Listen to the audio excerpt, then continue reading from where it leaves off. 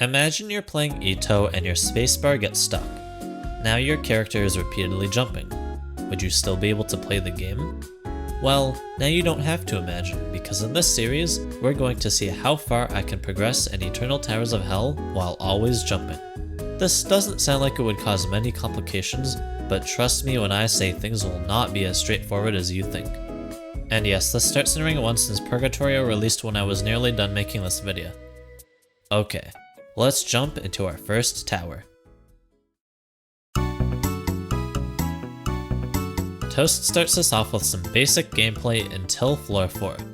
We can't climb trusses the normal way, so after bouncing up a set of trusses, we reach an X-pusher.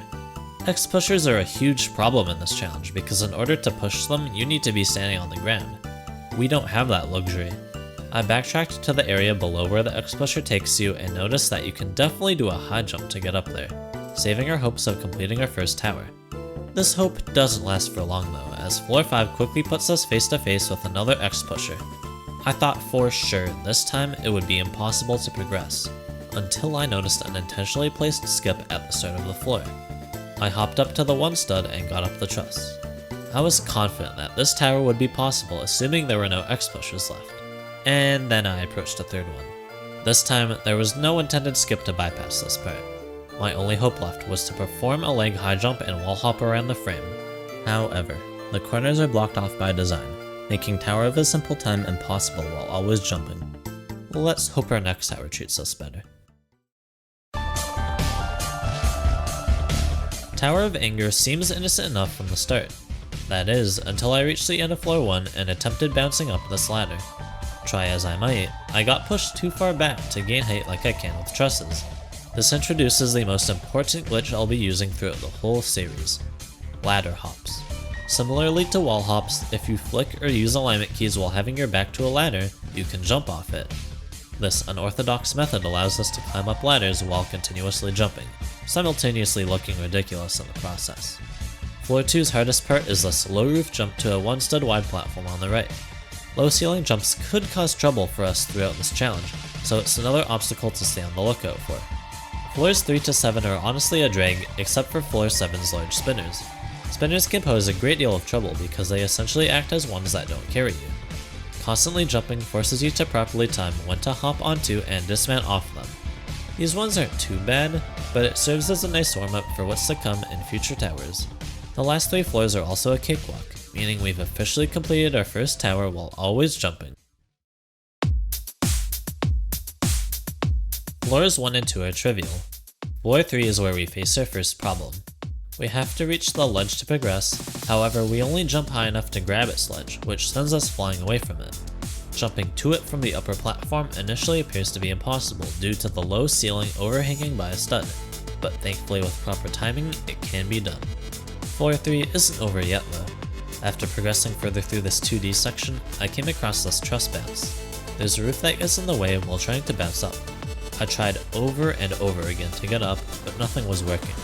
I was beginning to think that this tower was impossible. But after spending more time on it, I got the perfect bounce that allowed me to turn sideways at the right time to just barely land on the upper platform. With that near run killer out of the way, I could safely progress past floor 3. Floor 4 was easy. Floor 5 has these 2 low roof jumps that are tricky to time. Fortunately, I managed to fluke them and continue onwards. Floor 6 has its scary outside with these rope platforms, but nothing crazy. Floor 7 has this very low ceiling part that has a chance to fling you, but that's about it. Floor 8 immediately forces you to navigate on top of the scary spinner. If you choose the wrong time to commit to the jump, you can save on 7 if you react fast enough, otherwise it's a large plummet. This was the hardest obstacle left in the tower, with a lot of truss bounces and regular gameplay being all that's left. The last set of trusses gave me a bit of a scare, as I knew the platform above would get in the way a little, but I managed to pass it, meaning we've completed Tower of Madness. This tower has a lack of infuriation, with the first 2 floors being uneventful besides this ladder hop at the end of 2. Everything was going smoothly until I reached this netted section at the end of 5. I tried bouncing up the truss, but I hit my head on the trusses above me. It dawned on me that I'd have to jump to the front side of the truss and bounce up from there. I was worried I wouldn't have the proper momentum to get up, but I managed to land it. On floor 7 I had a close call because I rushed through this 2D section and started bonking my head on kill bricks I hadn't seen. Floor 8 has a difficult outside with this double spinner section that becomes extremely awkward in this challenge. I got lucky and saved myself after bouncing off this ladder by accident. Then, it was just a matter of doing a high jump to get on top of the ladder and continue progressing. There's one more spinner on this outside, but it's much easier. I was about to reach floor 9, however I got pushed off while attempting these headhanger jumps. Because of this, I had to redo 8 outside. I got back to where I had fallen and avoided falling a second time. Floor 9 has this tight head hitter that was giving me some trouble, but I brute forced it. After going the wrong way multiple times through the maze and doing some more cramped gameplay, I had reached floor 10. These low roof jumps on rope platforms are not easy to time, but with the ability to redo them, they aren't so bad. The rest of the floor is really easy, quite anticlimactic if you ask me. And with that, we've got 3 towers down. Floor 1 has several instances of ladder hops which foreshadows the rest of the tower. Let's skip to floor end, which had me worried I'd have to give up, but then I tried going on the tilted truss and somehow I stayed on it? Yeah, I don't understand. On floor 5 I used this intentional skip to avoid any potentially sketchy gameplay. The falling platforms are a bit tight as well, I nearly fell twice. Floor 6 starts with an unnetted ladder hop, but it's wide enough that it doesn't pose much trouble. There's 2 more ladder hops with a much smaller landing at the top. Floor 7 is much easier, with these falling platforms being easy to time when to go and the bun-done wraparounds not posing any challenge. There are these ladders, but even the one that's 1 stud wide is netted. Floor 8 has an easy outside, not much to say here. Floor 9 starts off fine until we reach the set of long jumps. The last one is a long jump to a ladder, meaning I have to time my movements correctly to get enough distance while also timing my alignment keys for the ladder hop perfectly. Surprisingly, I first tried it, which gives us a free pass to the last floor. Floor 10 starts challenging right off the bat with these long jumps on semi-transparent platforms. I opted not to take the skip here in case I messed up going for it. That didn't matter though, as the middle of floor 10 is really easy. However, the end of 10 has these long jumps on 1 studs that are failable. After passing them, I secured the win after giving a quick visit to the balcony. As a short break, I tried neat, which to no surprise was super easy. It starts with the ladder hop, so I was expecting this to be harder than Tower of Heck. Then after passing these spinners, we come face to face with an X pusher. I initially thought this would be where our run ends, however you can actually leg high jump here, bounce off the ledge on specifically 240 FPS and get up. I wasn't able to do it after trying for a bit, so I got Serenity to do it for me to prove it's possible. We just have some effortless ladder hops and we're on floor 2. I opted to jump on the turret and bounce up from there to avoid hitting the landing above me. At the crossroad, I chose the longer route, but you can definitely ladder hop to take the quicker route. This outside has a 1 stud wide ladder hop that I had this silly save on since I thought the platform up top would be larger. Sadly, our run comes to an end shortly after due to this X pusher. This challenge is already giving me a hatred for X pushers, and we're only on the first episode. Keyboard eating ramps things up with these long jumps on floor 1, including one to a ladder like we saw on 9 of Tower of Heck. It took me a few tries, but I was able to get the initial jump, which is the hardest part. Floor 2 isn't very hard, but floor 3 picks the difficulty right back up. We have to do a series of long jumps followed by the snake section. It didn't seem too hard until I reached the jump off the last snake. The platform is tilted in such a way that you can get bounced off, which is what happened to me. I got back and was more careful, ensuring I only went on the side when I was ready to commit to the jump.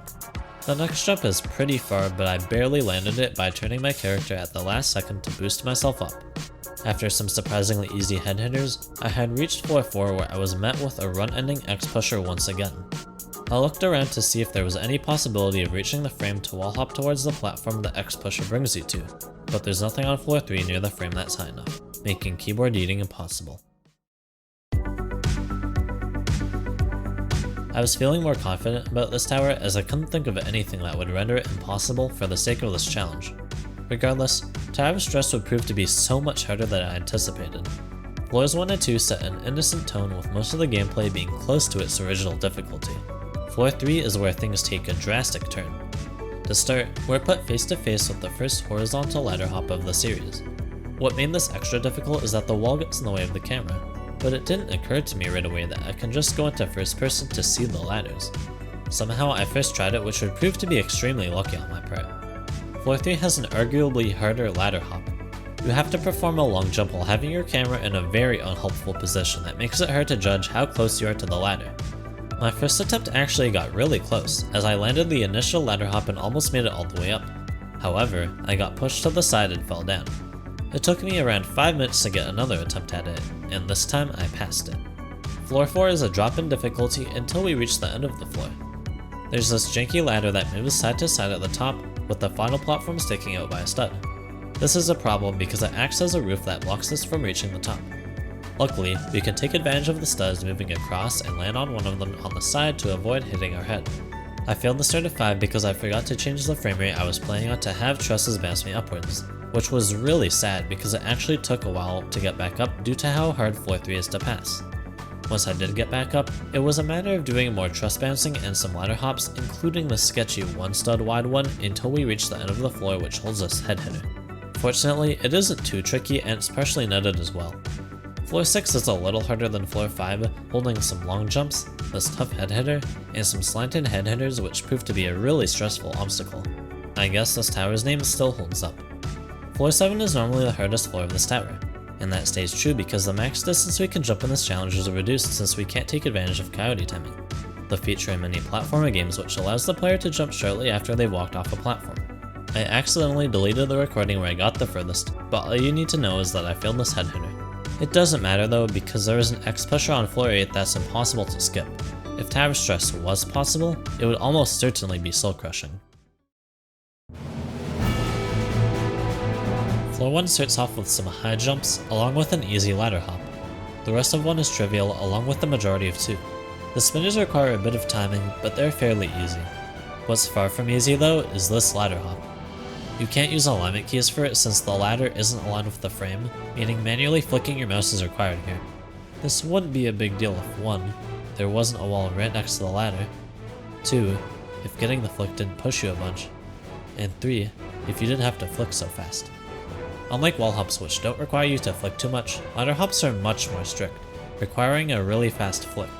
After many attempts, I finally managed to pass this brutal obstacle. Floor 3 doesn't start off easy with this wedge wraparound section. Slopes are a lot harder to deal with in this challenge since timing when to move becomes far stricter than on a flat surface.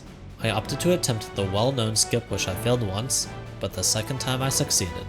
The rest of the floor was a breeze except for these falling 1 studs which required some good timing. Floor 4 greets us with a ladder hop and some truss long jumps ahead. They look scarier than they really are. The timing for these isn't as tight as it appears, but they definitely aren't easy.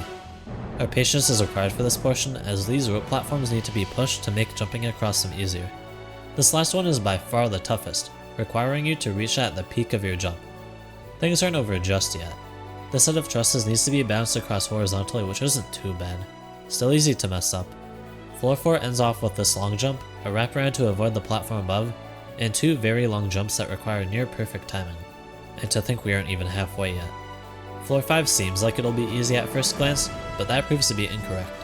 This is the only path you can take that makes it possible to progress further through the floor, and it requires another tight long jump. After passing it and doing a janky ladder hop in this claustrophobic space, we're met with falling platforms that are spread too far apart to get across them. I tried it anyway and had to save myself on a lower platform. I quickly recovered back to just before the falling platforms. I looked around and realized I was met with only one option, wall hopping around the frame. I'm pretty good at alignment key wall hops, so I first tried it, taking me to floor 6. After a scary truss bounce, there isn't much that's threatening until the slow roof killbrick portion, which turned out to be easy. I attempted the outside, but then somehow failed the easiest jump ever. It's okay though, because a few jumps later lies the slanted truss. And unlike the one in Tower of Heck, this one's impossible to climb up. You can ascend during the slanted portion, however upon reaching the top you instantly get tossed away. Bouncing around to the back isn't an option either because even if you reach the truss, you get thrown too far to reach it again. Tower of Rage starts off easy until we reach these head hitters. I initially thought this was impossible since you're forced to ledge grab them to get up, but this is when I discovered the 240 FPS trick we used to reach floor 2 in Tower of Killjoys. Even with this knowledge, these head hitters are still really annoying. At least they're on the first floor. Floor 2 doesn't have anything notable, so let's skip to Floor 3. The ice section isn't any harder since holding jump is a genuine strategy. Soon after there's this low ceiling jump to a one stud that can be a little tricky. Then we have another low ceiling head hitter, but don't worry, this one isn't as bad as the ones on Floor 1. After a very long jump and some killbrick spam, we've got the last hard obstacle of the floor, a low ceiling head hitter off a slanted part. You can't do it facing the frame, otherwise you'll quickly slide down. If you attempt to jump this way, good luck making it. Floor 4 is where this tower turns into an absolute nightmare. After these simple jumps, we stumble across this monstrous spinner section. The reason why it's so hard is you can't time your jumps, meaning the cycle will be slightly different each time you attempt it. Additionally, it makes jumping from one spinner to the other astronomically harder. I was skeptical as to whether or not this would be possible, so I had to conduct some testing. And well, let's just say I found the best cycle and the best route to take.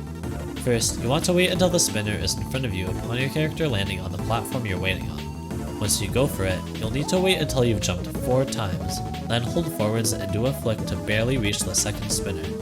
Then, you need to purposefully go under the next spinner and wait till you've jumped 3 times before ledge bouncing off the third spinner to get up it. After that, you've got to jump twice and go hard left to land on the 4th spinner.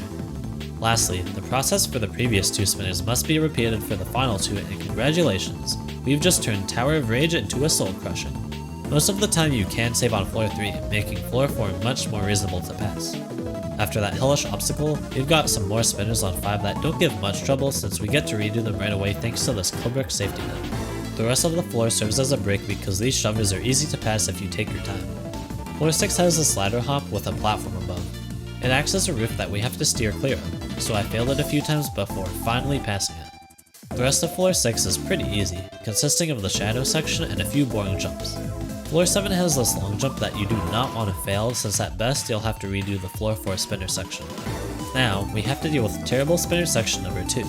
After waiting for a precise cycle, you must land on the front left corner of the spinner and hug the front of it until you can dismount off, which is after 6 jumps. The margin for error is extremely low, but honestly I'd say this is easier than the Floor 4 spinner section due to this being shorter and having most of the difficulty come from how cycle dependent it is. The rest of 7 is a breeze compared to what we just passed. Floor 8 has a spinner that you need to stay on facing the front of the tower because you're required to ladder hop after jumping off the spinner. Switching back to 240 FPS allows us to do this head hitter and transition into a ladder bounce to safely get up. The last threatening obstacle is this slanted head hitter. Unknowingly to me at the time, it's actually very easy if you face the frame and then treat it like a regular head hitter. Somehow you don't get pushed down the slope with this method, and you never seem to walk off. On a separate run, I nailed this head hitter with my newfound strategy and reached Floor 9. This spinning wall section isn't that hard, and treating this part like a wraparound saves us from a trip straight down the tower. The rest of 9 and 10 is completely free, albeit extremely nerve-wracking since failing this far would be painful. After carefully navigating the tightrope infested floor and having a very close call, I officially beat Tower of Rage while always jumping. I can say without a doubt this challenge turns Tower of Rage into at least an insane, maybe even an extreme. Our last tower set the bar high, so surely we can beat this as our first intense. Unfortunately, getting past the start of Floor 2 is impossible because of these falling platforms being too far apart to get across. It's plausible that we could reach Floor 3 by doing this crazy fling as seen in this speedrun, but I don't even know if it's possible to replicate while always jumping. Even so, we wouldn't be able to get past 3 since we can't progress past the slanted truss, just like the one in screen punching. This one surprised me a bit. When I tried True Skill initially, I thought the second jump was impossible because you have to ledge grab this part in order to get up, but doing so sends us flying too far backwards. But then I came up with a brilliant idea. Since this is so close to the frame, you can do the jump on the other side and use the bounce to hit into the frame and move back towards the platform. It's hard, but possible. Then I leg high jump up this wall to skip doing a head hitter. This head hitter is really annoying because most of the time you get flung out, and it's seemingly RNG. Floor 1 continues its harsh difficulty with these big wraparounds and long jumps. There's also the sloped head hitter that's awkward to properly time. Floor 2 opens with a few wraps and a low ceiling jump that's not too hard. Then you have to high jump off this wall to get up since this would normally require a climb. This is the furthest I got because shortly after I went to check to see if the rest of the tower is possible, and surprisingly the part that gets us is the shadow section. This long jump is simply too far for us to make it. To not much surprise, floor 1 is impossible. The first spinner is possible by ledge bouncing towards the middle, but since we have to go outwards for the second spinner, we can't reach the edge of it to make the jump. Our first soul crushing tower. Will this somehow be possible over a majority of the non-soul crushings? We can hit all the buttons and do a leg high jump to skip the X pusher that blocks us from using the truss, but then we're met with this set of ladders. I thought it was impossible to ladder hop off it, but you have to manually flick your mouse. I never tried it in a real run though. Even assuming you could pass these awful rope platforms, this button is impossible to press, which even if you did press, you'd have to ride X pushers, which we can't use. Now you can wall hop the frame and just barely get up to this platform, bypassing both X pushers. However, after landing this extremely hard head hitter, this tower becomes impossible because of this third X pusher that there is no way to skip. After tallying everything up, we've beaten a not so grand total of 5 out of 14 towers. This means we have enough tower points to enter Ring 2. But hold on, there's still Forgotten Ridge, we should head there first. I'll save that for episode 2 though. Well, now episode 3 since I have to go back to Purgatorio. Woohoo! Also don't forget, the developers changed how progression works to make it easier for new players. If we get stuck in the Great Inferno, we can always head to the spatial system to beat more towers since points transfer across worlds now. Anyways, if you're excited to see the rest of the series unfold, consider liking the video and subscribing, it really helps. Oh, and by the way, don't say in the comments if a tower I'll be trying is possible or not. You'll be spoiling the future videos for everyone else. Alright, see you all in episode 2.